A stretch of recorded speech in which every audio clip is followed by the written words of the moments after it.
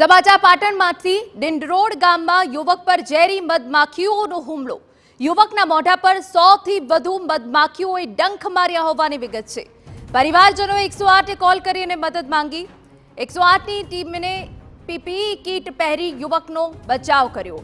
Sanitiser અને શેમ્પૂનો ઉપયોગ કરી મધમાખીને દૂર કરી યુવકને સારવાર અર્થે સિદ્ધપુર સિવિલ હોસ્પિટલ ખસેડાયો હોવાની વિગતો અહીંયા મળી રહી છે। તો આજે સમગ્ર ઘટના બની છે તેમાં 108ને જાણ કરવામાં આવી અને 108ની ટીમે પીપીઈ કીટ પહેરીને યુવકનો બચાવ કર્યો હતો અને સાથે સાથે મધમાખીઓને દૂર કરવા સેનિટાઈઝર અને શેમ્પૂનો પણ ઉપયોગ કરી મધમાખીને દૂર કરી હતી।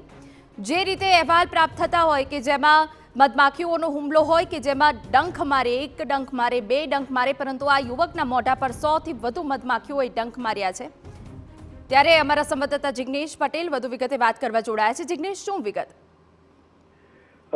હિના, જે પ્રકારે પાટણ જિલ્લાના સિદ્ધપુર તાલુકાના ડિંડરોડ ગામની આ ઘટના છે। 35 વર્ષનો યુવક હતો કે જે રસ્તા પરથી પસાર થતો હતો અને મધમાખીનું જે મધપૂડો હતો તે તેના માથા પર પડ્યો અને એક બે નહીં પરંતુ 100 થી વધુ મધમાખીઓએ તેના માથા પર માથાના ભાગે ડંખ માર્યા હતા, તેના ચહેરા પર ડંખ માર્યા હતા, જેના કારણે તેને કોઈ પણ પ્રકારના હોશ રહ્યા ન હતા।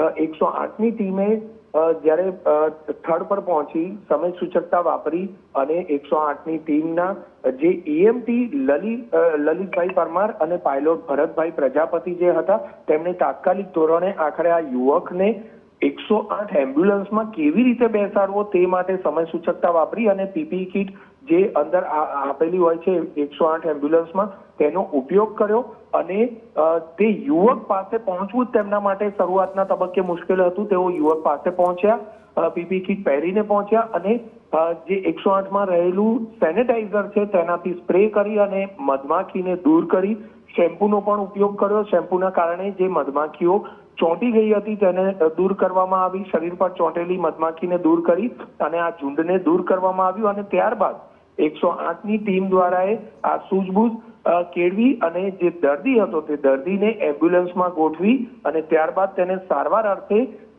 સિદ્ધપુરની સિવિલ હોસ્પિટલમાં ખસેડવામાં આવ્યા હતો। ખૂબ જ મહત્વની કામગીરી કહેવાય, કારણ કે જો યોગ્ય સમયે આ પ્રકારની સૂઝબૂઝ રાખવામાં ન આવ્યું હોત તો આખરે યુવકને 108 એમ્બ્યુલન્સમાં કેવી રીતે બેસાડવો તે સૌથી મોટો પ્રશ્ન થતો હતો। કારણ કે જે પીપીઈ કીટમાં જે વ્યક્તિ હતા તેમણે હેલ્મેટ પણ પહેર્યું હતું, પોતાની સુરક્ષા માટેનું પણ તેમણે એટલું જ ધ્યાન રાખ્યું અને વહેલામાં વહેલી તકેદારી રાખી અને યુવકને 108માં ગોઠવી અને હોસ્પિટલ સુધી પહોંચાડવામાં તેઓ સફળ રહ્યા હતા। હિના, બિલકુલ આભાર જિગ્નેશ। તો કેવી ગંભીર પરિસ્થિતિ ત્યાં સર્જાઈ હશે કે જ્યાં 108ની ટીમ આવી પીપીઈ કીટ પહેરીને આ યુવકનો જીવ બચાવવામાં આવ્યો।